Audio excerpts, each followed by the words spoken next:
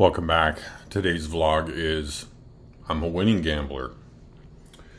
Got a mess going over here. I have this 2-ounce container of extra crunchy peanut butter, which I polished off. I just crushed a half loaf of banana bread. And now I am drinking some Vietnamese coffee. I'm going to talk to you guys. It was about 9 or 10 years old. I can remember my dad walking through the door and going, "Behold, cable, no more commercials." I didn't exactly know what that meant. But he didn't like commercials, and I was the channel changer.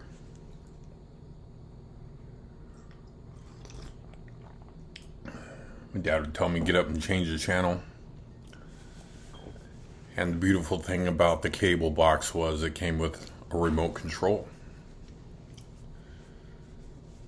And on the cable was HBO home box office, the Disney Channel, Nickelodeon, the porn, which, if you look just right, you could see something, and ESPN.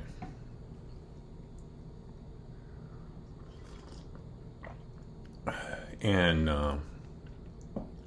the middle of the night, ESPN ran the final table of the World Series of Poker. Now, I was pretty young and I didn't totally understand what was going on. All I know is these guys were around this table playing for all this money. I was fascinated with that and with pool. Don't ask me why.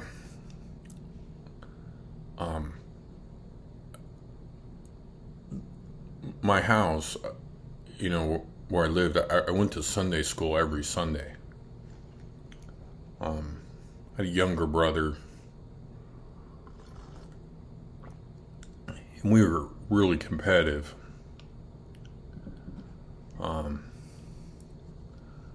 My dad played cards, not poker. Used to play this game, Rook, with his buddies. And we'd go over there till, midnight or so. Then go home.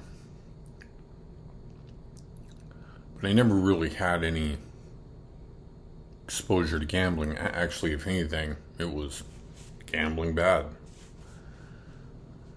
So, but it really left an impression on me. Like, I would listen to Gabe Kaplan, which also had a show called Welcome Back, Kotter, and tell these stories of Amarillo Slim and Stu Unger and these big pool games and stuff. And I kind of thought to myself, wow, how hard could it be? I mean, at a young age,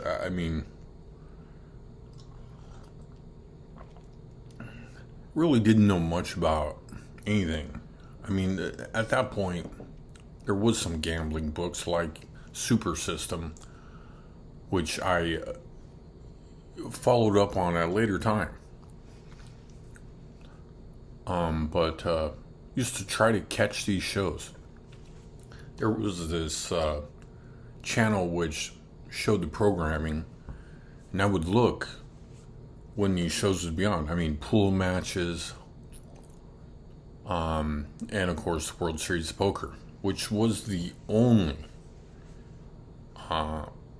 poker on TV. I believe there was a magazine publication, and without being in Las Vegas, you wouldn't really know. And again, there was only these stories out there about Stu Unger, Big Dolly, Dewey Tomko, TJ Cloutier. I mean, all of these stars. And it was in the back of my mind. But my first exposure to gambling was horse racing. I was at 17, just about to turn 18. I was born in California, which you can gamble at 18 at the horses. And this other Scott took me under his wing, showed me a few things, and after work, he would go cash his check and drag me to the horse races. Now, horse racing wasn't quite my thing. Probably because it was like 20 minutes between races. And this guy would go up to the window, look at the next race, whatever. Place some boxes and trifectas and all this stuff. Maybe he would stay for 2 or 3 races. He would rent this program.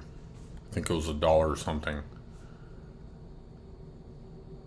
And he'd look it over real quick, buy a beer, buy a few things to eat at the snack bar, and then go ahead and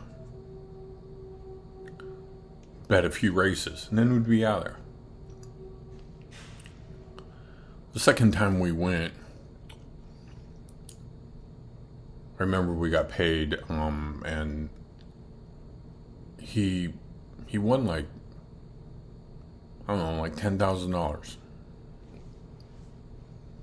And that really, I was like, wow, all right. Now, where I lived, I mean, there wasn't a track nearby, so I didn't bet any horses. But again, I kind of still kind of followed the poker and pool thing. Still pretty young. No one to play poker with. However, I had the entrepreneur and risk taker spirit.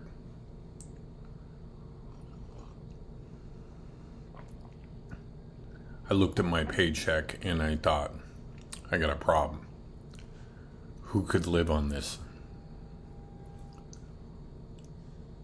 So, I had a library card, and of course, some of these books were in the library. Was able to check some of them out and read them over a little bit. Check them out, sitting in the library a little bit. I still wasn't able to move on any of it, mostly because where I was, there still was no real casinos in the area.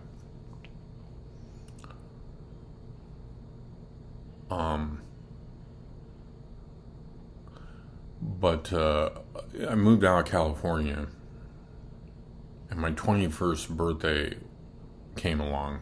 I knew exactly what I wanted to do. Go to the casino.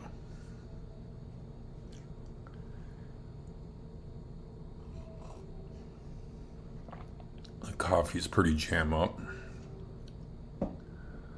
So, 21st birthday, I dragged my girlfriend to the casino. I don't believe she was 21, but we didn't know that. And, I mean, I don't think they asked for her ID, they asked for mine. And we gambled a little bit, and I won. I was like, this is easy. And that probably, those chain of events probably set off the gambling. I was, from what I can remember, instantly hypnotized, all of which, I learned up to that point. I was like, this is easy stuff. I wonder what it would have been like if I had lost maybe, the first 3-5 times. I mean, it's interesting how gambling works, because many times that I quit, because I quit 30 times. 30 days, sorry. Many times. Get pissed off, quit, swear it off. And I'd quit for a while. Get all pumped up and go back. Always had something going on the side. But I quit 1,000 times. But really, I kind of thought that my best chance at making some big score was in gambling.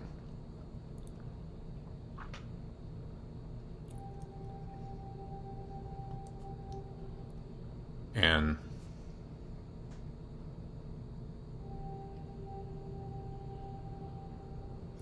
I was laying in bed thinking about making this video all last night, tossing and turning. There's been poor air quality. As a matter of fact, I don't know how much sleep I got, and of course it's noon right now. I'm drinking coffee, which I shouldn't be. I should be sleeping, and I tried to sleep, but I couldn't. So I figured I'd get up and go grocery shopping, and then the banana loaf and the peanut butter was calling my name with the Vietnamese coffee.